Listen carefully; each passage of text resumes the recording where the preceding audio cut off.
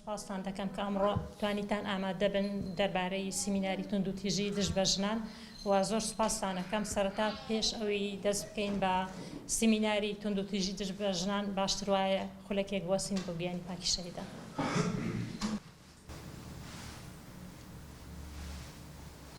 هەستا هەرە سەرێکیەکان کە وا ئەکات ژنان ڕوبەڕووی تونند و تیژی و لێدان بە عەرەبیەکان دواتر بەردەوام ڕژێمی بەعەز بەردەوام بوو لەسەر دەستدرێژیکردنە سەر ژنان و دواتریشیان ئەبینین لە کارەساتی شەنگالە کە داعش هێرشی کردە سەر ژنانی شەنگال سەدان و هەزاران ژن کران بەرامبەر بە ژنان بەکارهێنرێ.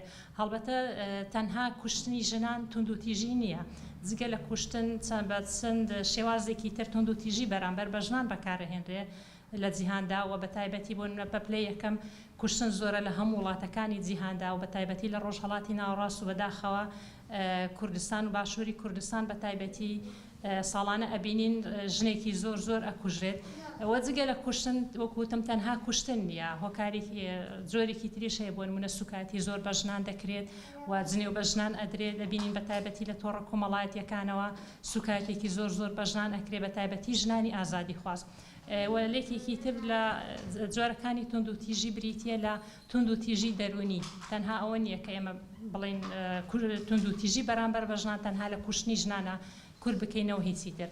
هەڵبەتە تونند و تیژی وەکوتم سنووری نییە لە نێوان هەموو وڵاتەکانە بەبێ جیاوازی تونند و تیژی بەرامبەر بە ژنان بەکارهێنرێت و شەڕ و کوشتار و ماڵوێرانی و جەنگەکانێکی تر لەو هۆکارانی کە وای کردووە تونند و تیژی بەرامبەر بە ژنان زیاد بکات. بەڕاستی کەناڵەکانی ڕاگەاندن و لە باشووری کوردستان بە تەواوەتی زۆربەی هەرە زۆریان خراونە تا ئەجێندای داگیرکەرەوە و ئەبێ ئێمە و لە هەبا جگە لەوەش هێنانی زنجیرە درامای تورکی من بۆ خۆم سەردانی دایان ماڵم کردووە بینم یعنی زۆر بە دڵخۆشیەوە ژنەکە دایک و باوک منداڵ هەموو دانیشون بە دیار زنجیرە درامای تورکیەوە.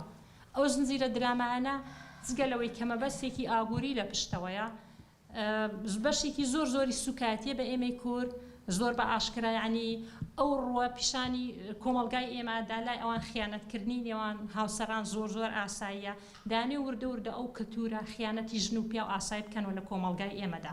بەڵام بەڕاستی کارەساتە یعنی دایکێک باوکێک دائنیشێ لە جیاتی پەروەردەی مناڵەکەی بە دیار زنجیرە درامای تورکیەوە. داگیرکردنی مێشک زۆر ترسناکترە لە داگیرکردنی خاک کە خاکە داگیر کرا ئەتوانی ئازادکە، بەڵام کە مێشک داگیر کرا و لەگەڵ ڕێزمە بەکۆی لە کرای ئازادکردنی مێشک زۆر زۆر مستەحیلە.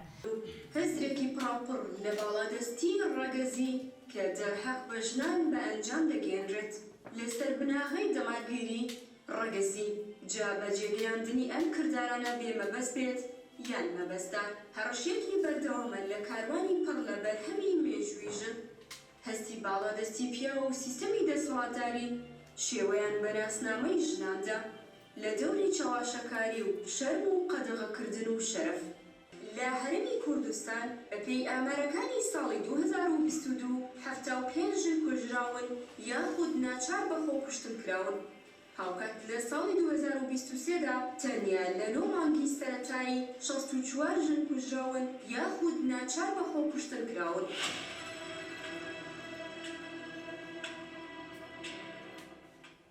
بەپێی ئامارەکاندا دەچێت کوشتنی ژنان ڕوو لە زیادبوونە و هەڵمەتە هۆشیاریەکان و کاری ڕێکخراوەکانی ژنان و مافی مرۆڤ نەیتوانی وە دەرەنجامی ئەرێنی بەدەست بهێنێت. شێوازێکی تازە لە تونند و تیژی لە ڕێگەی مۆبایلەوەیە لە ڕێگەی ئیبتیزازی ئەلکترۆنیەوە واتە هەڕەشەی ئەلکترۆنیە. بەدەر لەمانە هەموو ئێمە ڕەنگە وەکو ڕێکخراو وەکو ژنان کۆمەلگای مەدەنی هەوڵێکی زۆر ئەدەین، ناڵێن هەمویان هەوڵەکانیان ئەگاتە ئامانج و مەبەست، بەڵام بەشێک لەم ڕێکخراوانە هەوڵ و تەقەلایەکی زۆریان داوە، بەڵام بۆ ناتوانین گۆڕانکاری بکەین لە یاسایە، بۆ نەماتوانی دەنجی خۆمان بگەینە شوێنی مەبەست لەبەرەوەی سیاسەتی دەوڵەتەکەمان بە ئاراستەیە کە ئەڕوا نایەڵێ ئەمانە ئێمە جێبەجێ بکەین. بۆ نمونە ساڵانێکی زۆرە هەموو خانمانی شاری کەرکووک و ڕەنگە هەر 4 پارتیای کوردستان و لە جیهاندیشدا ئێمە کارەکەین لەسەر جێبەجێکردنی یاسای 325. ڕەنگە قۆناغێک چی بێتە پێشەوە، بەڵام هێشتا وەکو پێویست لە خزمەتی ژناندایە نەمانتوانیوە ئەو یاسایە جێبەجێ بکەین.